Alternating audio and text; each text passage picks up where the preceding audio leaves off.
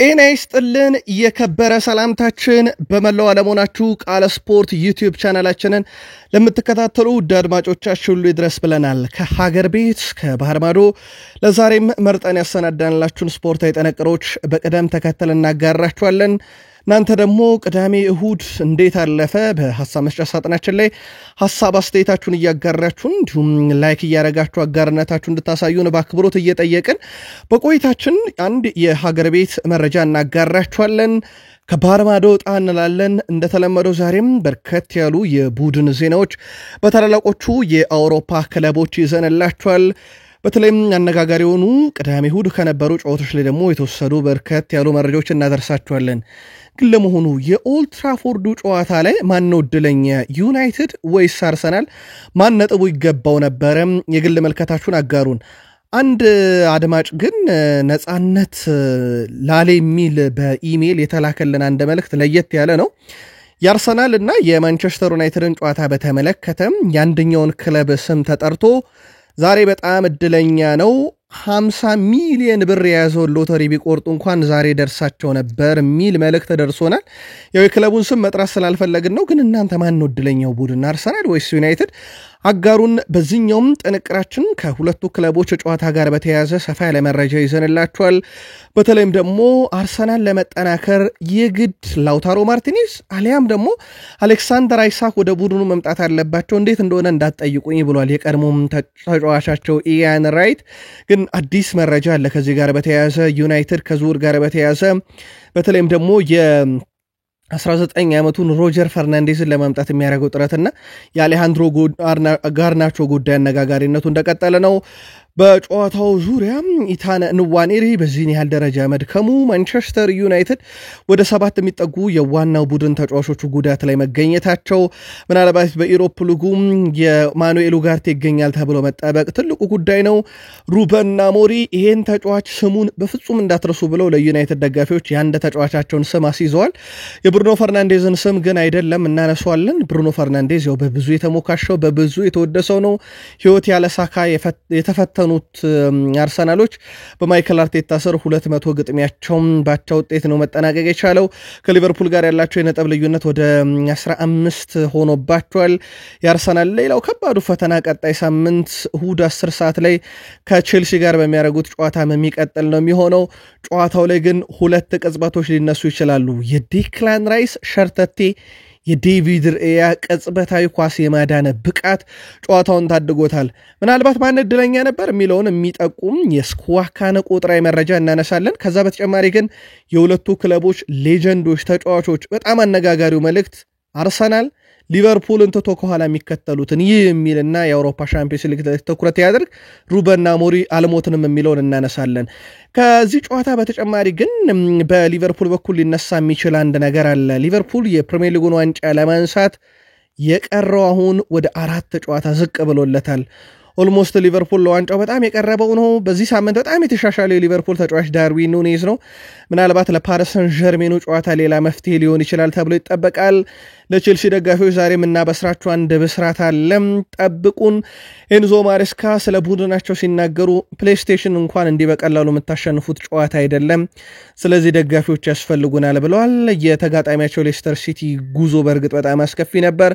ግብ ጠባቂው ለምን ሳንቼዝን አስቀደሙ፣ ፓልመር የጠፋ ለሚሉ ጉዳዮችና ጃክሰን በሌለበት ኮኮሬላ ታደጓችሁ ሲባሉ እሳቸው ግን ይሄንን ተቃውሞታል። በንዴት ነው እንደውም ለጋዜጠኛው ምላሽ የሰጡት። የኤንዞ ፈርናንዴዝን ብቃት እጅግ በጣም የተለየ ነው። ቶትናምም ለጥቂት የተረፈው ቡድን ሆኗል። ተወዳጁ የእንግሊዝ ፕሪሚየር ሊግ አዲስ ነገር ይዞ ብቅ ብሏል። በፕሪሚየር ሊግ መረጃችን በርከት ያሉ ጥንቅሮችን ይዘናል። በአውሮፓም ሲደረጉ የነበሩ ጨዋታዎች ነበሩ።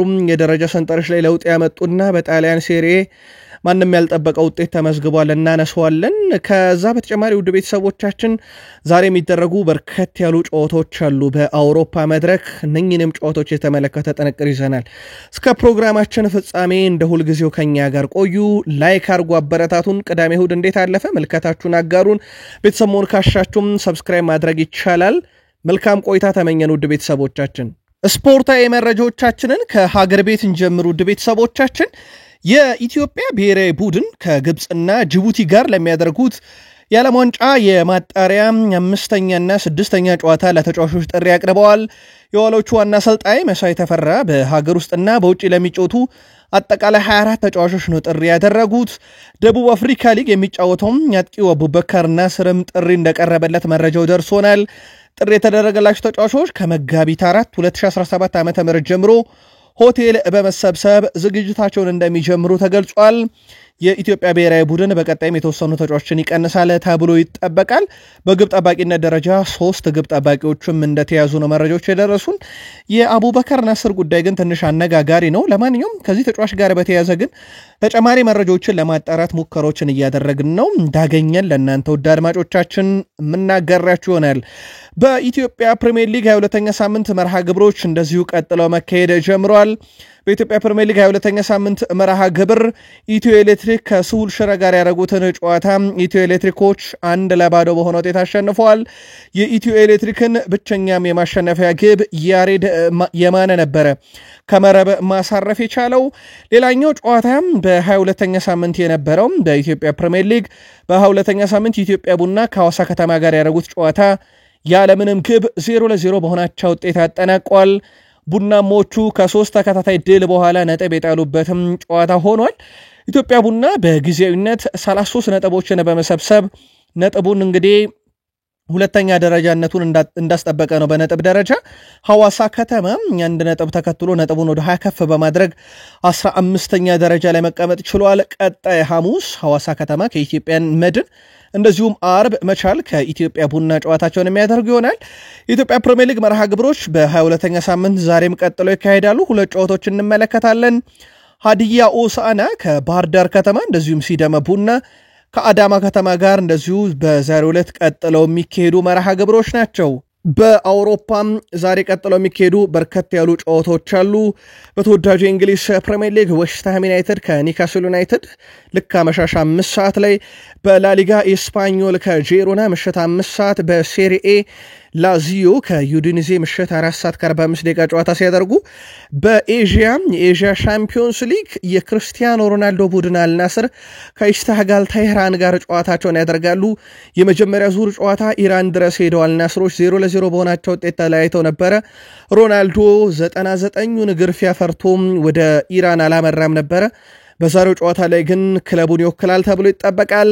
ትላንትና ኢንተር ሚያሚ ከቻርልተን ኤፍሲ ጋር ጨዋታ አድርጎ ነበረ። በአሜሪካ ሜጀር ሊግ ሶከር በ10 ተጫዋች ለመጫወት የተገደደው ኢንተር ሚያሚ ጨዋታውን ግን 1-0 በሆነ ውጤት አሸንፏል።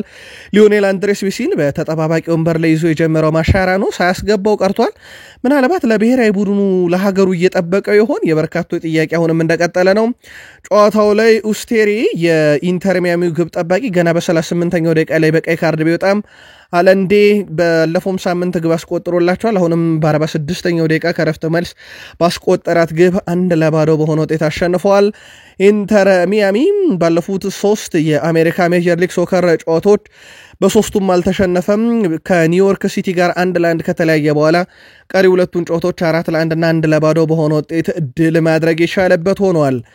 በ28ኛ ሳምንት የጣሊያን ሴሪኤ መርሃ ግብር ትላንትና ያልተጠበቀ ውጤትን የተመዘገበው ውድ ቤተሰቦቻችን በርካቶች አልጠበቁትም። ዩቬንቱስ ሽንፈት አስተናግዷል። የተሸነፈበት መንገድ ደግሞ እጅግ ከበድ ያለ ነው። በአታላንታ 4-0 በሆነ ውጤት ነው የተሸነፈው። የአታላንታን 4 የማሸነፊያ ግቦች ሩትጌ 29ኛው ደቂቃ ላይ፣ ዲሮን 46ኛው፣ ዛፓኮስታ 67ኛው እንደዚሁ ደግሞ ኤድሞላ ሉክማን 77ኛው ደቂቃ ላይ 4ቱን የማሸነፊያ ግቦች አስቆጥረዋል።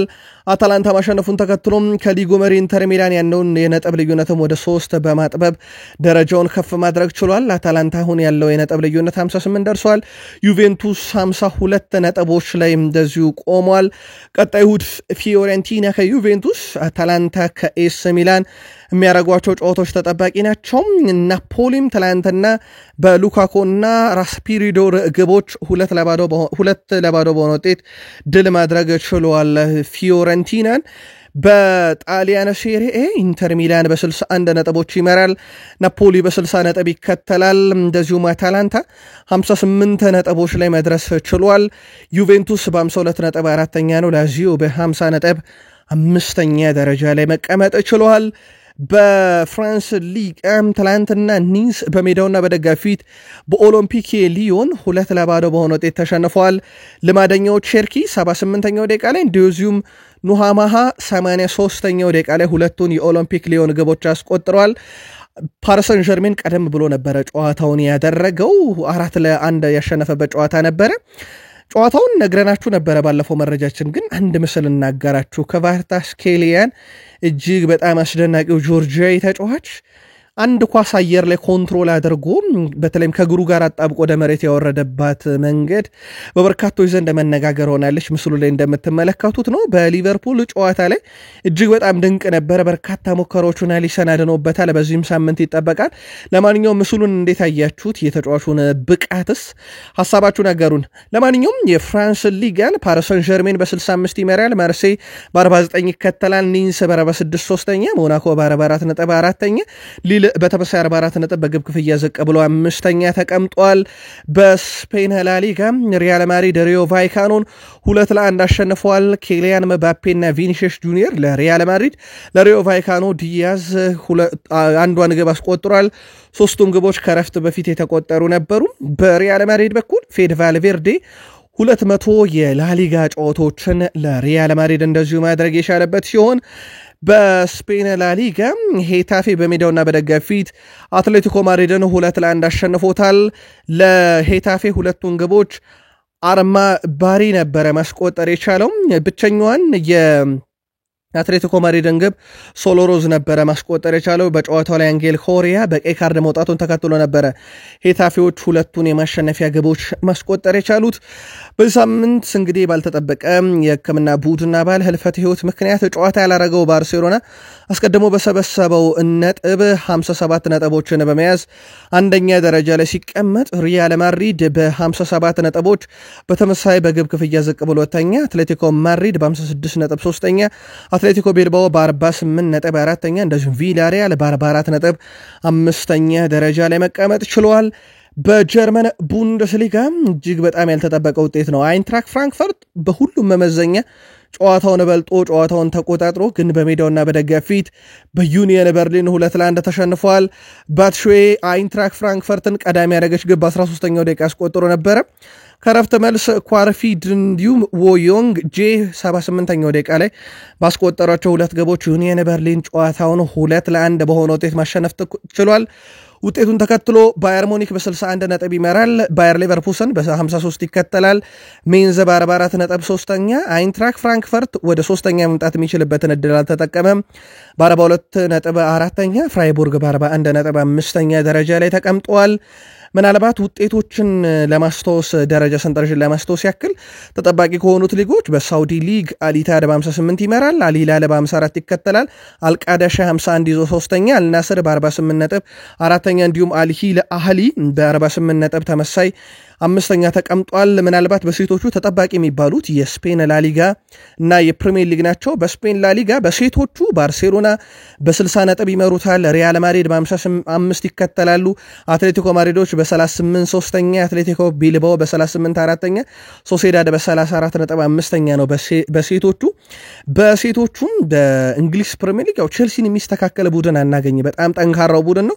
በሴቶቹ ቼልሲ በ44 ነጥብ አንደኛ፣ በሴቶቹ ማንቸስተር ዩናይትድ በ36 ነጥብ ሁለተኛ፣ አርሰናል በ33 ነጥብ ሶስተኛ፣ ማንቸስተር ሲቲ በ32 አራተኛ፣ ብራይተን በ19 አምስተኛ ደረጃ ላይ መቀመጥ ችለዋል። ውድ ቤተሰቦቻችን በዚሁ ተወዳጁን የእንግሊዝ ፕሪሚየር ሊግ የተመለከቱ ስፖርታዊ ጥንቅሮችን ደግሞ የምናደርስበት ክፍለ ጊዜ ላይ ነን። እስከ ፕሮግራማችን ፍጻሜ ቆዩ ከእንግሊዝ ፕሪሚየር ሊግ መረጃዎቻችን ጋር። በእንግሊዝ ፕሪሚየር ሊግ አዲስ ነገር ታቅዷል። ይሄውም ፕሪሚየር ሊጉ በቀጣይ ራሱን ለማስተዋወቅ ትልቅ ውድድር አዘጋጅቷል። ይህ ውድድር ፕሪሚየር ሊግ ሰመር ሲሪየስ ሲሆን የሚደረገውም በሀገረ አሜሪካ ነው። ዓላማው ፕሪሚየር ሊጉን በአሜሪካ ማስተዋወቅና ተሳታፊ የሊግ ክለቦችን ከደጋፊዎች ጋር ማገናኘት ተብሏል። የመጀመሪያው ቅር መሰረትም በርካታ ጨዋታዎች ይደረጋሉ። በዚህ ውድድር ላይ 4 የእንግሊዝ ፕሪሚየር ሊግ ክለቦች የሚተሳተፉ ሲሆን ውድድሩም ሊጉ ከሚጀመርበት ቀን ቀደም ብሎ ይደረጋል፣ ልክ እንደ ፕሪዝን ጨዋታዎች ተብሏል። በዚህ መሰረት ኤቨርተን ከበርንማውዝ፣ ማንቸስተር ዩናይትድ ከዌስትሃም ጨዋታቸውን ያደርጋሉ ጁላይ 26። ከዛ በኋላ ጁላይ 30 ላይ ደግሞ ዌስትሃም ዩናይትድ ከኤቨርተን፣ ማንቸስተር ዩናይትድ ከበርንማውዝ ከዛ ኦገስት 3 በርንማውዝ ከዌስትሃም ማንቸስተር ዩናይትድ ከኤቨርተን ያደረጉና በርካታ ነጥብ የሰበሰበ ቡድን በእነኚህ 3 ጨዋታዎች አሸናፊ ይሆናል ማለት ነው። ዓላማው ደግሞ የእንግሊዝ ፕሪሚየር ሊግን ማስተዋወቅ ነው ተብሏል። ክሪስታል ፓላሶች በበርካታ ክለብ አይን ውስጥ የገባውን ተጫዋቻቸውን ዣን ፊሊፔ ማቴታን አዲስ ኮንትራት ለማቅረብ ማቀዳቸውን ሚረር ስፖርት አስነብቧል። ሰሞኑን ስሙን ከማንቸስተር ዩናይትድ ጋር በስፋት እየሰማነው ነው። ግን ከፕሪሚየር ሊግ ክለቦች በተጨማሪም በርከት ያሉ ክለቦች እዚህ ተጫዋች ፈላጊ እንደሆኑ አይዘነጋም። በእንግሊዝ ፕሪሚየር ሊግ ቶትንሃም ሆትስፐርስ በሜዳውና በደጋፊ ፊት ከበርንማውዝ ጋር ጨዋታ አድርጎ ነበረ። ቶትንሃም ተርፏል ማለት ይቻላል። ቶትናም በኩል እንግዲህ ፔፕ ሳርና ሰኑንግሚን ያቻነት ግብ አስቆጠሩ እንጂ አስቀድሞ ትራቭነርና ኢቪነንሰን እንዲሁም ክላይቨርት ግብ አስቆጥሮ በእርግጥ የክላይቨርት ተሻረበት እንጂ 3-0 መምራት ይችሉ ነበር። ግን 2-0 በርንማውዝ ይመራ ነበረ በትራቭነርና በኢቨንሰን ጎል። በኋላም ላይ በፔፕ ሳርና በሰኑንግሚን ግብ ጨዋታው 2-2 ተጠናቀቀ። ቼልሲዎችም 1-0 በሆነ ውጤት ማሸነፍ ችለዋል። ቼልሲዎች ሌስተር ሲቲን በስታምፎርድ ብሪጅ 1-0 ሲያሸንፉ ብቸኛዋን ግብ በ60ኛው ደቂቃ ላይ ማርኮ ኩኩሬላ አስቆጥሯል። ኮል ፓልመር 22ኛው ደቂቃ ላይ በቼልሲ በኩል ፍጹም ቅጣት ምቱን ሳይጠቀምበት ቀርቷል። ከጨዋታው መጠናቀቅ በኋላ ኤንዞ ማሬስካ ከጋዜጠኞች ጥያቄ ቀርቦላቸው ነበረ። ጃክሰን በሌለበት ረዳችሁ ኮኮሬላ ግብ አስቆጥሮ ተብለው ሲጠየቁ በጣም ነው የተበሳጩት እሳቸው። የለም ማርክ ኮኮሬላ ግብ ያስቆጠረው ኒኮላስ ጃክሰንን ባለበት ዘመን ያስቆጠር ነበረ። ስለዚህ እሱ ማድረግ የሚችለውን ነገር አደረገ እንጂ እሱ ስለሌለ ግብ አስቆጠረ በሚል እንዳትገልጹት ብለዋል። ነገር ግን ተጫዋቻቸውን አድርቀዋል። ማርክ ኮኮሬላን እጅግ በጣም የተለየ ተጫዋች ነው። ከሳጥን ሳጥን መጫወት ይችላል። የቡድን አጋሮቹን በደንብ ፈልጎ ማግኘት ይችላል። በትክክለኛው ሰዓት ይገኛል። ፔድሮ ኔቶንም በብዙ አግዞታል። ብዙ አንድ ለአንድ ቅብብሎችን አድርጓል። እጅግ በጣም የተለየው ተጫዋች ነበረ ማርክ ኮኮሬላ በጨዋታው ላይ ብለው ወድሰውታል። ከዛ በተረፈ ግን የጠፋ ተብለው ነበረ ኮል ፓልመር። እሳቸው በሌስተር ሲቲ ጨዋታ ላይ ለዳነበት ፍጹም ቅጣት ምት በረኛውን አወድሰዋል። በረኛው ምርጥ ነበር ብለዋል። ነገር ግን ሰዎች አንድ ላይ ይረዱት የሚገባው ነገር ኮል ፓልመር አሁንም የኛ ትልቁ ተጫዋች ነው። ያደረገው ነገር በሙሉ ለክለቡ የሚመጥን ነው። ሌላው ግን ከኛ ጋር ልምምድ አልሰራም ነበረ። የሆድ ህመም፣ ትኩሳት ብለው ወደ 3 የሚጠጉ የህመም አይነቶችን ዘርዝረው በእነኚህ ህመሞች እየተሰቃየ ነበረ። ልምምድ ሳያደርግ ነው ወደ ጨዋታው የመጣው። እናም የአውሮፓ ሻምፒዮንስ ሊግ ትኬትን እንድንቆርጥ ከሚረዱን ተጫዋቾች ውስጥ አንደኛው ኮል ፓልመር ነው ብለዋል። ከዛ በተረፈ ግብ ጠባቂ ለምንድን ነው ሳንቼዝን ወደ ቋሚነት የመለሳችሁት ተብለው ተጠይቆ ነበረ። ያው ምንም የተቀየረ ነገር የለም ብለዋል። ግብ ጠባቂዎችን አፈራርቀን መጠቀማችን የተለየ አዲስ ነገር አይደለም። ሮበርት ሳንቼዝ ረፍት ወስዶ ነበር። ከተወሰነ ረፍት በኋላ ተመልሶ ተጫውቷል። ጥሩ ነገር እንዳረገ ተመልክታችኋል በጨዋታው ላይ እና ምርጥ ብቃቱን አሳይቷል። በቀጣይ የሐሙሱ ጨዋታ ላይ ደግሞ የሚፈጠረውን አብረን እናያለን ማን ይሰለፋል የሚለውን ብለዋል። በሩድ ቫን ኒስተልሮይ ቡድን በኩል ካለፉት 13 ጨዋታ አንድ ድል እሱም ቶትናምን 2-1 ያሸነፉበት ነው። ከ13ቱ ጨዋታ እጅግ በጣም ዘግናኝ የሚባለው ነገር ውድ ቤተሰቦቻችን አቻ እንኳን የላቸውም። ከአንዱ ጨዋታ ድል ውጪ በሙሉ ነው የተሸነፉት። 12 ጨዋታ ተሸንፈዋል ሌስተር ሲቲዎች። ይሄ በጣም አስከፊ የሚባል ነው። ከዛ በተረፈ ከቡድን ውስጥ ባንዴ በመደዳው ወደ 7 የሚጠጋ ጨዋታ ተሸንፈዋል። አሁን ደግሞ ከቶትናም ድል በኋላ ባደረጉት ያለፉት 5 ጨዋታ 5ቱንም ተሸንፈዋል። በጣም አስከፊ ጉዞ ይመስላል። ኤንዞ ማሬስካ ለቼልሲ ደጋፊዎች መልእክት ልከዋል። እግር ኳስን ስታስቡ እንደ ፕሌይስቴሽን ነው ወይ? ፕሌይስቴሽንን በቀላሉ የምታሸንፉት እንዳልሆነ አውቃለሁኝ። ስለዚህ እግር ኳስን ለማሸነፍ የግዴታ ደጋፊዎች ያስፈልገናልና ደጋፊዎች በስቴዲየም ተገኝተው በደንብ ሊያበረታቱን ይገባል ብለዋል። ኤንዞ ፈርናንዴዝ ለቼልሲም በዚህ ሲዝን 9 አሲስቶችን አድርጓል። 5 ግቦችን አስቆጥሯል። 65 የግብ ዕድሎችን ፈጥሯል። ዘንድሮ በጣም ተሻሽሏል። ምናልባት ግን ሮሚዮ ላቪያ ከጉዳት ነፃ ሆኖ ቢጫወት ኖሮ እድል ስለማግኘቱ ግን ማንም እርግጠኛ ሆኖ መናገር አይችልም። እሳቸው ካይሴዶን ከሮሚዮ ላቪያ ጋር ማጣመር ነበረ ዋነኛ እቅዳቸው። ግን በጉዳት ምክንያት ያው ሮሚዮ ላቪያ የለም። ኤንዞ ፈርናንዴዝ ግን በተሰጠው እድል ራሱን በደንብ እያሳየ ይገኛል። ለቼልሲ ደጋፊዎች አንድ ነገር እንንገራችሁ ዛሬ ክለባችሁ የተመሰረተበት 120ኛ ዓመት እየተከበረ ይገኛል ሰማዮቹ በለንደን ብቸኛው የአውሮፓ ሻምፒዮንስ ሊግ አሸናፊ እንደሆኑ ይታወቃል በፕሪሚየር ሊጉም ከአርሰናል ከቶትናም ከሌሎች የለንደን ክለቦች ጋር ከበድ ያለ ፉክክር ለዘመናት አድርገዋል በ120 ዓመታቸው 34 ትልልቅ የሚባሉ ዋንጫዎችን አንስተዋል 8 ኤፍኤ ካፕ 6 የመጀመሪያ ዲቪዥን በፕሪሚየር ሊግ አንስተዋል 5 ሊግ ካፕን አንስተዋል 4 የቻሪቲ ወይም ኮሚቴ ሺልድን አንስተዋል 2 የአውሮፓ ሻምፒዮንስ ሊግ ዋንጫዎችን አሳክተዋል 2 የዩኤፋ ኤሮፓ ሊግ ዋንጫዎችን አንስተዋል 2 የዩሮፓ ካፕ ዊነር አሸናፊ ነበሩ 2 የሱፐር ካፕ አሸናፊ ነበሩ 2 ደግሞ የሜምበርሺፕ በሚባል ካፕ በ1986 እና በ1990 የፊፋ የዓለም ክለቦች ዋንጫን በ2021 ያነሳ ቡድን ነው ክለባችሁ ዛሬ ከተመሰረተ 120 ዓመት ሞላው ቼልሲያን እንኳን አደረሳችሁ ብለናል በዚሁ አጋጣሚም ቼልሲ ወደ ቶፕ 4 መመለሱን ያረጋገጠበትም ሳምንት ነበረ ከሊቨርፑል ጋር በተያያዘ ለፕሪሚየር ሊግ ዋንጫ ከምንም በላይ ቀርበዋል በሂሳባዊ ስሌት ብቻ ነው ሊቨርፑል ዋንጫውን ያላሸነፈው እንጂ በወቅታዊ ነገር በሙሉ ሁሉም ዋንጫውን ለሊቨርፑል ሰጥተውታል በዚህ ቡድን ውስጥ አሁን እየተሻሻለ የመጣው ደግሞ ዳርዊን ኑኔዝ ነው ባለፈው ፓሪስ ሰን ዠርሜን በዛ ሁላ ቁጥራዊ መስፈርቶች ሲበልጡ ሊቨርፑል ለማሸነፉ ምክንያት ከነበሩ ተጫዋቾች አንደኛው ዳርዊን ኑኔዝ ነው የሃርቬ ኤሊዮትን ኳስ አሲስት ያደረገው እሱ ነበር አመቻችቶ አቀበለ ከሳውዛምፕተን ጨዋታ ጋር መሪ ያደረገቻቸውንና ወደ ጨዋታው የመለሰቻቸውን ግብ አስቆጥሯል ሊቨርፑላውያን ለፓሪስ ሰን ዠርሜን ጨዋታ ከጆታ ከዳርዊን ኑኔዝ ማን ይቅደም መልካታችሁን አጋሩን የፓሪስ ሰን ዠርሜንና የሊቨርፑል ጨዋታ እጅግ በጣም ወሳኙ ለእንግዲህ 1-0 እየመሩ ወደ አንፊልድ እንደመጡ ይታወቃል ሊቨርፑል ዋንጫውን ለማንሳት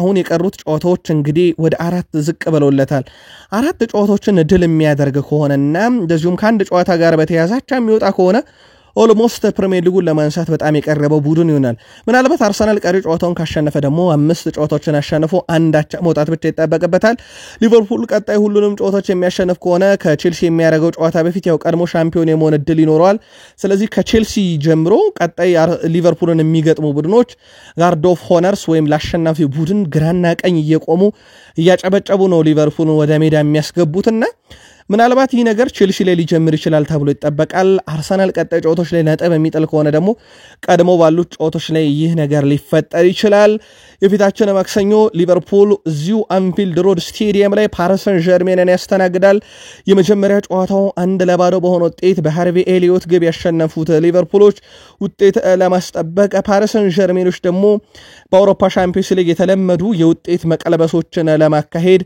ጨዋታቸውን ሲያደርጉ ሮማኒያዊ ዳኛ ስቲቫን ኮቫቺስ በመሃል ሜዳ ጨዋታውን በዳኝነት የሚመሩት ይሆናል ከጨዋታው ጋር በተያያዘ በቀጣይ ስፖርት የመረጃ ክፍለ ጊዜያችን ተጨማሪ መረጃዎችን የምናጋራችሁ ይሆናል የሳምንቱ ትልቁ ጨዋታ በኦልድ ትራፎርድ ስቴዲየም ሲደረግ ከሁለት በላይ ግብ አልተመለከትንበትም በመጀመሪያ አጋማሽ ዩናይትድ በብሩኖ ፈርናንዴስ ግብ በሁለተኛ አጋማሽ አርሰናል በዴክላን ራይስ ግብ የሁለት የአማካዮች ተጫዋች ግብ ጨዋታውን ወስኖታል አርሰናል 55 ነጥብ ደርሶ ሁለተኛ ማንቸስተር ዩናይትድ 34 ነጥብ ደርሶ 14ኛ ሲቀመጡ ቀጣይ እሁድ ለንደን ደርቢ አርሰናል በኤምሬትስ ስቴዲየም ከቼልሲ እሁድ በኪንግ ፓወር ስቴዲየም ሌስተር ሲቲ ከማንቸስተር ዩናይትድ ተጠባቂ የፕሪሚየር ሊግ ጨዋታዎች ናቸው ከዛ ወደ ኢንተርናሽናል ብሬክ እናመራለን የመድፈኞቹ ወሳኝ የአቻነት ግብ ያስቆጠረው ዴክላን ራይስ የፕሪሚየር ሊግ ዋንጫ ፉክክር ገና አላበቃም ብሏል በሁለቱ ክለቦች መካከል ያለው ነጥብ ልዩነት 15 ነው ሊቨርፑል በዚህ ዓመት የተለዩ ናቸው የሚለው ዴክላን ራይስ ነገር ግን የዋንጫ ፉክክሩ ገና አላበቃለትም ብሏል እንግሊዛዊ አማካይ ዴክላን ራይስ የጨዋታው ኮከብ ተጫዋችም ተብሎ እንደዚሁ መመረጥ ችሏል ዩናይትድ መቼም ማያበቃለትም ያሉት ደግሞ አሰልጣኝ ሩበን አሞሪም ናቸው የማንቸስተር ዩናይትድ ዋና አሰልጣኝ ሩበን አሞሪም ከጨዋታው በኋላ ለወደፊት በዚህ አይነት አጨዋወት አትመለከቱንም በማለት ተናግረዋል ቡድናቸው በጨዋታው ጥሩ ስራ መስራቱን የገለጹት አሰልጣኝ ሩበን አሞሪም ኳስ ለተጋጣሚ ሰተን ተከላክለን መጫወት ግን አንፈልግም ብለዋል ማንቸስተር ዩናይትድ መቼም ማያበቃለትም የሚሉት ሩበን አሞሪም ወደፊት በዚህ አይነት መንገድ ስንጫወት በፍጹም አታዩንም ሲሉ ገልጸዋል አሰልጣኝ ሩበን አሞሪም ያክለውም በርካታ ብሩኖ ፈርናንዴዞችን ያስፈልጉናል ግብ ጠባቂውም ተከላካዩም አማካዩም ማጥቂውም ልክ እንደ ብሩኖ ፈርናንዴዝ እንዲወሉልን እንፈልጋለን ብለዋል። ምንም ጥርጥር የለውም ብሩኖ ሁሉ ነገር ሜዳ ላይ ሰጥቷቸዋል። ጨዋታውን የመሩት አንቶኒ ቴይለር ነበሩና አንቶኒ ቴይለር ዩናይትድ እና አርሰናልን 4 ጊዜ መርተዋል። በጨዋታው ላይ እንግዲህ ዩናይትድ እና አርሰናልን ሲያጫውቱ እሳቸው አርሰናል አልተሸነፈም። 4 ጨዋታ ተጫውቶ 3 አርሰናል አሸነፈ፣ 1 ጊዜ ያጫውቷልና ትላንትና አርሰናል በመጨረሻዎቹ ደቂቃዎች ላይ ተርፎ በአንቶኒ ቴይለር ስር ዩናይትድን ሲገጥም የአርሰናል ያለመሸነፍ ጉዞ ቀጥሏል። ሮይ ኪን አርሰናሎች የሊጉን መሪ ሊቨርፑልን ትተው ከጀርባቸው ስላሉ ቡድኖች መጨነቅ አለባቸው ብሏል። ጨዋታው ሳይጀመር በፊት ግን በስካይ ስፖርት ላይ ቀርቦ ጨዋታው ስለስንት ይጠናቀቃል ሲባል ሮይ ኪን አርሰናል 3-1 ያሸንፋል ብሎ ነበር። ከጨዋታው በኋላ ግን ሊቨርፑልን ትተው ከጀርባቸው ያለውን ቢጠነቀቁ ብሏል። ሮይ ኪን ማንቸስተር ዩናይትዶች ላቻ እየተጨበጨበላቸው ነው፣ በእኛ ጊዜ ቢሆን ይህ አደጋ ነው ብሏል። ይጮህብን ነበር ነው ያለው። ምናልባት ከቀድሞ የአርሰናል ሌጀንድ ፖል ሜርሰን ያገኘነው መረጃ 4ቱ ስለመቆየታችን ማሰብ መጀመር ይበጀናል ብለዋል ፖል ሜርሰን። እንግሊዝ ቀድሞ የመድፈኞች ተጫዋች ፖል ሜርሰን አርሰናል ካሁኑ በኋላ 4ቱ ስለማጠናቀቅ ነው ማሰብ ያለበት ብለዋል። 5ኛ ደረጃ ላይ ያለው ክለብ ከሊቨርፑል ይልቅ ለአርሰናል ቀርቧል የሚለው ፖል ሜርሰን አሁን 4ቱስ ማጠናቀቅ ላይ ማተኮር ይበጀናል ብለዋል። የቀድሞ ተጫዋች የአርሰናል አክሎም የሊግ ዋንጫ ፉክክር አሁን ላይ አብቅቷል፣ ያለቀ ጉዳይ ነው ብሏል። የቀድሞ የማንቸስተር ዩናይትድ እንግዲህ ተጫዋች ሮይ ኪን በበኩሉም አርሰናል ሊቨርፑልን ትቶ ከኋላ ያለውን ይከተል ማለቱ ሳይዘነጋ ማለት ነው። ማይክል አርቴታ ልናሸንፍም እንችል ነበር ብለዋል። ጨዋታውን ማሸነፍ ግን ይገባን ነበር ያሉት ሩበን አሞሪም ናቸው። የመድፈኞቹ ዋና አሰልጣኝ ማይክል አርቴታ ቡድናቸው በማንቸስተር ዩናይትድ ጨዋታ ቀላል ስህተቶችን ሰርቷል ብለዋል። ማይክል አርቴታ ሲናገሩም ጨዋታው ልናሸንፍ ወይም ልንሸነፍ እንችል ነበር፣ በጣም ቀላል ስህተቶችን ሰርተናል፣ በተለይ መጨረሻ ላይ የዋሆች ነበርን ለዩናይትድ ብለዋል። አሰልጣኝ ማይክል አርቴታ ስለ ዋንጫ ፉክክሩ ከጋዜጠኞች ጥያቄ ሲቀርብላቸው ምላሽ ለመስጠት ፈቃደኛ ሳይሆኑ አመሰግናለሁ ብለው ጋዜጣዊ መግለጫውን ጥለው ውልቅ ብለው ወጥተዋል። የማንቸስተር ዩናይትድ ዋና አሰልጣኝ ሩበን አሞሪም ግን ስለተመዘገበ ውጤት ፍትሐዊነት ተጠይቀው ማሸነፍ ለኛ ይገባ ነበር ብለዋል። ስለተዘጋጀንበት የጨዋታ ስልት ብለው አስረድተው ነበር። እሳቸው ተጋጣሚያችን በሻምፒዮንስ ሊግ ጨዋታ ከፒኤስቪ ጋር ከፍተኛ ጫና ደርሶበት ነበር። ሆኖም እነርሱ ጨዋታውን በሚገባ ተቆጣጥረው 7 ግብ አስቆጠሩ። እኛ ከዚህ ልንማር ሞክረናል ብለዋል። ከፒኤስቪ ኤንዶቨን ሽንፈት በዚህ ጨዋታ ላይ ወደ ኋላ ተስበን ከተከላከልን ጨዋታውን በእጃችን ልናስገባና በሽግግር አደጋዎችን እንደምንፈጠር ተገንዝበን ነበረ ብለዋል። ማንቸስተር ዩናይትድ ስታሰለጥን ዛሬ በተጫወትክበት መንገድ መጫወት ተቀባይነት አይኖረውም ላላችሁ፣ ታው ተቀባይነት አይኖረውም፣ ነገር ግን አሁን ካለብን ወቅታዊ ችግር አንጻር ነው ይሄን ያደረግነው ብለዋል ሩበን አሞሪም። ምናልባት ጨዋታውን ከስኩዋካ ባገኘነው ቁጥራዊ መረጃ ለማድረስ ያክል 1-1 ተጠናቀቀም። ግብ ሊሆኑ የሚችሉ የኳስ ንጻሬዎችን ካየን ዩናይትድ 1.65 ግብ ማስቆጠር ይችል ነበረ ከሙከራው ንጻሬ አንጻር። አርሰናልም ኦልሞስት 1.62 ግብ ማግኘት ይችል ነበረ።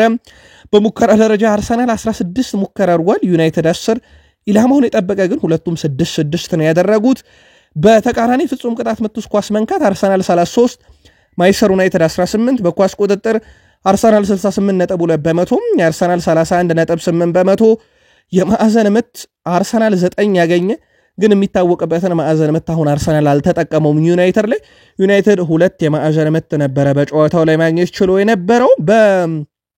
በጨዋታው ላይ ግን 2 ቅጽበቶች ጨዋታውን ያለምንም ጥርጥር ቀይረውታል። በተለይም ሁለቱም የመጨረሻዎቹ ደቂቃ ላይ የተፈጠሩ ቅጽበቶች ናቸው። አንደኛው ዴክላን ራይስ ራስመስ ሃይላንድን በሸርተት ያስጣለበት መንገድ ነው። ኳሱን ይህ ኳስ ለመቆጠር በጣም የቀረበ ነበረ። ዴክላን ራይስ ሲናገር በእግር ኳስ ውስጥ በፍጥነት መወሰን አለብህ፣ ምክንያቱም መዘግየት ዋጋ ያስከፍላል። እናም ሆይሉን ኳሱን ሲይዘው በፍጥነት ታክል ለመውረድ ወሰንኩኝ።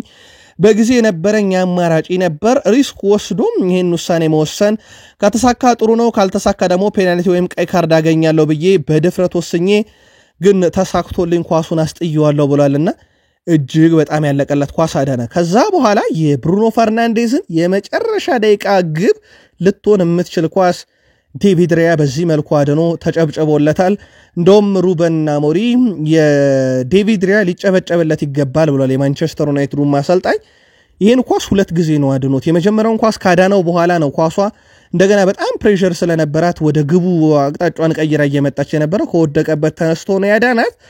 ምናልባት አርሰናልና ማንቸስተር ዩናይትድ በዚህ ዓመት ሊገናኙ የሚችሉበት አንድ አጋጣሚ ብቻ ነው ያለው። እሱም አርሰናል ሻምፒዮንስ ሊግ ዩናይትድ የዩሮፓ ሊጉን ካሸነፈ ነው። ከዛ በተረፈ ግን የሁለቱ ክለቦች ፍልሚያ በዚህ ዓመት አብቅቷል። ብሩኖ ፈርናንዴዝ ለሶስተኛ ተከታታይ ዓመት በሁሉም ውድድሮች 25 ሲደመር የግብ አስተዋጽኦን አስመዝግቧል። ባለፉት 3 ሲዝኖች ይህንን ያደረጉ 3 ተጫዋቾች ብቻ ናቸው በፕሪሚየር ሊግ ሳላ፣ ኤርሊንግ ብሮት ሃላንድ እና ብሩኖ ፈርናንዴዝ ሆነዋል። ሳላ የክንፍ አጥቂ ነው። ኤርሊንግ ብሮት ሃላንድ 9 ቁጥር አጥቂ ነው። ብሩኖ ፈርናንዴዝ አማካይ ነው። ከአጥቂዎች ጋር ነው እንግዲህ ባለፉት 3 ዓመታት እንደዚህ አይነት ንጻሬዎችን ያስመዘገበው። ካዜሜሮ ግን ክለቡን ይለቃል፣ ይሰናበታል፣ ይበቀዋል፣ አበቃለት ሲባል በአርሰናል ጨዋታ 9 ታክል ወርዶ 9ኙንም አሸንፏቸዋል። 12 የአንድ ለአንድ ግንኙነት አሸንፏቸዋል። 83% ኳስ የማቀበል ንጻሬ ነበረው። ይህ በሜዳ ውስጥ አብዛኞቹ ተጫዋቾች የተሻለው ንጻሬ ነው የካዜሜሮ። ዩናይትድ በተለይም አርሰናልን ለማቆም በተጠቀመው ስትራቴጂ ውስጥ የዚህ ተጫዋች ሚና እጅግ በጣም ልዩ ነበረ። እንዴት አገኛችሁት? የእናንተን መልከታ አጋሩን። አሁን በአርሰናል ዋንጫ ጉዞ ላይ መሰናከል የገጠመው አንድ በዩናይትድ ነው። አንድ ቀሪ ጨዋታው እንኳን እየቀረው አርሰናል በፕሪሚየር ሊጉ መሪ ሊቨርፑል ጋር ያላቸው የነጥብ ልዩነት 15 ነው። ሊቨርፑል 9 ቀሪ ጨዋታ ሲኖሩ አርሰናል በአንጻሩ 10 ቀሪ ጨዋታ ይቀሩታል በፕሪሚየር ሊጉ ማለት ነው። ከሩበን አሞሪም ቡድን ማንቸስተር ዩናይትድ ጋር ነጥብ መጋራቱ ዋጋ አስከፍሎታል። አርሰናል በ9ኛ ሳምንት የእንግሊዝ ፕሪሚየር ሊግ ጨዋታ የምዕራብ ለንደኑን ክለብ ቼልሲን በኤምሬትስ የሚገጥም ሲሆን በዛ ጨዋታ ይዞ የሚወጣው ነጥብ የዋንጫ ፉክክሩ ላይ ያለውን ቦታ በግልጽ ማስቀመጡ አይቀርም እያሉ ነው። በአንጻሩ ቼልሲዎች በአሁኑ ሰዓት በወቅታዊ አቋም ጠንካራ ባይሆኑም ግን ደርቢ ነው። ቼልሲዎች የቶፕ 4 ቦታቸውን ለማስጠበቅ ቀሪ ጨዋታቸውን በጥንቃቄ ነው የሚጫወቱትና ከዚህ በኋላ አርሰናል ተስፋ አለው ብላችሁ ታስባላችሁ? የአርሰናል ደጋፊዎች አጋሩን።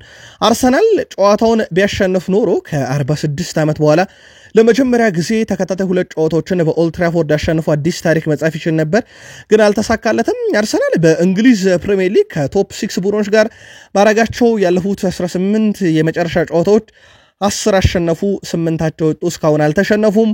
ማንቸስተር ዩናይትድ ከቶፕ 6 ቡድኖች ጋር በዚህ የውድድር ዓመት ከአርሰናል አቻ፣ በቶትናም ሽንፈት፣ ከሊቨርፑል አቻ፣ በማንቸስተር ሲቲ ሽንፈት፣ በአርሰናል ሽንፈት፣ ከቼልሲ ጋር አቻ፣ በቶትናም ሽንፈት፣ በሊቨርፑል ሽንፈት። ስለዚህ ሽንፈት የደረሰበት በቶትናም 2 ጊዜ፣ በሊቨርፑል 1 ጊዜ፣ በማንቸስተር ሲቲ 1 ጊዜ፣ በአርሰናል 1 ጊዜ ሽንፈት አስተናግዷል ማለት ነው ማንቸስተር ዩናይትድ። ብሩኖ ፈርናንዴዝ በዚህ ሲዝን 12 ግብ 13 አሲስት በሁሉም መድረክ ለማንቸስተር ዩናይትድ ሲያደርግ ብሩኖ ፈርናንዴዝ በቲያትር ኦፍ ድሪምስ እግሩ ከረገጠ ጊዜ ጀምሮ እንግዲህ በማንቸስተር ዩናይትድ እስካሁን ከፍተኛ የግብ ዕድሎችን በመፍጠር ቀዳሚው ተጫዋች ነው። ማይክል አርቴታ 200ኛ ግጥሚያቸውን ባቻ ውጤት አጠናቀዋል። 118 አሸንፈው 37 አቻ፣ 45 ሽንፈት፣ 59% የማሸነፍ ንጻሬ በፕሪሚየር ሊጉ 5ኛው በ200 ጨዋታ ከፍተኛ የማሸነፍ ንጻሬ ያላቸው ናቸው። በማይክል አርቴታ ስር ግን አንዱ ለውጤት ቀውሱ ምክንያት የሆናቸው ዘንድሮ ጉዳቶች ናቸው። ምንም ጥርጥር የለውም። እንደ ማርቲኔሊ ያለ ተጫዋች እንኳን ከጉዳትም ተመልሶ በጣም አስከፊው ተጫዋች መሆኑን በኦልድ ትራፎርድ ጨዋታ በሳታት ኳስ አስመልክቷል። ምንም እንኳን ኳስ ኦፍሳይድ ብትሆንም ግን ለግብ በጣም የቀረበ ኳስ ነው የሳተው። ያው የሚጠበቀው የቡካዮ ሳካን መመለስ ነው አርሰናሎች በጉጉት የሚጠብቁት። ከኢንተርናሽናል ብሬክ በኋላ እና ከአንድ ሳምንት በኋላ ወደ ሜዳ ይመለሳል ብለዋል እሳቸው። በቀጣይ ወር ለቡድኑ ግልጋሎት ይሰጣል ብለው ነው የሚጠብቁት። ግን ምናልባት አርሰናል እስከዛ በአውሮፓ ሻምፒዮንስ ሊግ ልውናውን አስቀጥሎ የሚሄድ ከሆነ ለሪያል ማድሪድ ጨዋታ ከደረሰ ወይም አትሌቲኮ ማድሪድን ሲፋለሙ ከደረሰላቸው እንጂ በፕሪሚየር ሊግ ውስጥ አርሰናልን ከዚህ በኋላ ማንም ያድነዋል ተብሎ አይጠበቅም። ጋሪ ኔቭል ያለፈው ዓመት በጣም ጥሩ ነበሩ፣ ነገር ግን ዝውውር ባለማድረጋቸው ዘንድሮ ወደ ኋላ ቀርተዋል ብለዋል። አሁን አንድሪያ በርታ ወደ ቡድኑ መጥቷል። ምናልባት አርሰናል እንዴት ሊታደገው ይችላል የሚለው የሚጠበቅ ነው የሚሆነው። ሩበን አሞሪም ቡድናችን ብዙ ፈርናንዴዝ ያስፈልገዋል ያለው ሲሆን የሱ ባህሪ የተለየ ነው። መገኘት ባለበት ሰዓት ይገኛል፣ ኳሷን ማቀበል ባለበት ሰዓት ያቀብላል። ከኳስ ውጪ ያለው ቆራጥነት ቡድኑን የሚመራበት መንገድ የተለየ ነው ብሏል። ብሩኖ ፈርናንዴዝ አምበል መሆን አይገባውም ለምትሉ ዩናይትዳውያን ወይም ሌሎች ገለልተኛ ደጋፊዎች ምናልባት ይገባዋል አይገባም የሚለውን ሐሳባችሁን አሁንስ ቀይራችኋል? የእናንተን መልከታ አጋሩን። ከአርሰናል ስላመጡት ሃይደን ሄቨንም ተጠይቀው ነበረ። ስሙን እንዳትረሱ ነው ያሉት ሩበን አሞሪም። ሃይደን ሄቨን የሚለውን ስም አጥብቃችሁ ያዙ። በእግር ኳስ በጣም የተረጋጋ በጣም በሳል ተጫዋች ነው። አሁን ላይ እንደዚህ አይነት ተጫዋቾችን በዛ ቦታ ላይ ማግኘት በዚህ ዕድሜው አስቸጋሪ ነው። ነገር ግን እኛ አግኝተናል ስሙን እንዳትረሱት ብለዋል። ኤሪክሰን የሀገሩ ልጅ ተከላክሏል። ራስመስ ሆይሉንድን በሱ ላይ እምነት አለኝ ጠንክሮ ይሰራል ጎል ሳያስቆጥር ደስተኛ አይደለም ነገር ግን ሆይሉንድ ብቻ አይደለም ግብ እየሳተ ያለው ሁሉም እያመከነ ነው ብሏል። ሩበን አሞሪም ምናልባት ማኑኤል ኡጋርቴ ለሐሙሱ ጨዋታ ይደርስልናል ብለዋል። የሳቸው ቡድን በጉዳት እየታመሰ ነው አርሰናል ጋራቸው ወጣው ሌሳንድሮ ማርቲኔዝ አማድ ዲያሎ ኡጋርቴ ሜሰን ማውንት ሉክ ሾው ፓትሪክ ዶርጉ ኮቢ ሜይኖ እነኚህ ሁላ ጉዳት ላይ ናቸውና ምናልባትም ከአርሰናል ጋራቸው ከነኚህ ጉዳቶች አንፃር በቂ ነው ወይ ብላችሁ ታስባላችሁ? ዩናይትድን አጋሩን ግን ሩበን አሞሪም ማኑኤል ኡጋርቴ ይመለስልናል በሐሙሱ ጨዋታ ብለዋል። ኢታን ንዋኔሪም 58 ደቂቃዎች በሜዳ ላይ ቢያሳልፍም በጨዋታው ላይ ከነበሩ ተጫዋቾች ግን የሱን ያህል ኳስ የተነጠቀ የለም። 15 ኳሶችን በዩናይትድ ተጫዋቾች የከሸፉበት ንዋኔሪ በጨዋታው በጣም ዝቅተኛ ሬቲንግ ነው የተሰጠው ወደ 6.3። ሌላኛው አሌሃንድሮ ጋርናቾ ነው። እንደውም እነ ፖል ሜርሰን እነ ኢያን ራይት ከዩናይትድ የፈተነን ተጫዋች አሌሃንድሮ ጋርናቾ ነበር ብለዋል። በርግጥ ትራንዚሽኑን ሲያካሂድ የነበረው ተጫዋች ዋነኛው እሱ ነበር። በተለይም ታርጌት ማናቸው እሱ ነበር። ወደ ክንፍ ኳስ ዩናይትዶች ለሱ ነበር የሚሰጡት። 128 ቀናት 17 ጨዋታዎች 1530 ደቂቃዎች በሩበን አሞሪም ስር በፕሪሚየር ሊጉ ተጫውቷል። ግን በፕሪሚየር ሊጉ በሩበን አሞሪም ስር ግብ አላስቆጠረም። አሁንም ደረጃ ሰንጠረዡን ካየን አርሰናል በ55 ነጥብ ሁለተኛ ከሊቨርፑል በ15 ነጥብ ዝቅ ብሎ ኖቲንግሃም ፎረስት በ51.3ኛ ቼልሲ በ49.4ኛ ነው። ሲቲ በ47.5ኛ ደረጃ ላይ ተቀምጧል። ማይሰር ዩናይትድ 14ኛ ነው በ34 ነጥብ። ቶትናም 34 ነጥብ ይዞ በተመሳይ በግብ ክፍያ ልዩነት 13ኛ ነው። እንግዲህ ቀጣይ ዩናይትድ እና ቶትናም ቶፕ 10 ውስጥ ለመጨረስ ለዚሁ ደግሞ ሊቨርፑል ያው በዚሁ ይጨርሳል ተብሎ ነው የሚጠበቀው። አርሰናል፣ ኖቲንግሃም ፎረስት፣ ቼልሲ፣ ሲቲ፣ ብራይተን አብዛኞቹ እስከ 10ኛ ያሉት ደግሞ የአውሮፓ ሻምፒዮንስ ሊግ ትኬትን ለመቁረጥ ፍልሚያው ይቀጥላል። ኢያን ራይት አላቅም እንዴት እንደሚገዙት ግን በክረምት ኢሳክን ካላመጡት ይቡድን ዋጋ የለውም። ኢሳክ የአርሰናልን መለያ ለብሶ ማየት ፈልጋለሁ ብሏል። ከዛ በተጨማሪ የአርሰናሉ አዲሱ ስፖርቲንግ ዳይሬክተር አንድሪያ በርታ የመጀመሪያ ቅዱ ላውታሮ ማርቲኔዝ ነው እየተባለ ነው። ተጫዋቹን አድናቂና በቅርብ ሲያዩ የነበረውና ምናልባትም በላውታሮ ማርቲኔዝ ኢሳክን ሊተካ ይችላል እየተባለ ነው። አሁን ላይ አሌክሳንደር አይሳክ፣ ኦሌ ዋትኪንስ፣ ሊያም ዴላፕ፣ ሳም አሞርዲዮን፣ ቤንጃሚን ሼሽኮ፣ ላውታሮ ማርቲኔዝ፣ ጆናታን ዴቪድ በአርሰናል ዝርዝር ለረጅም ጊዜ ስንሰማቸው የነበሩ ተጫዋቾች ናቸው።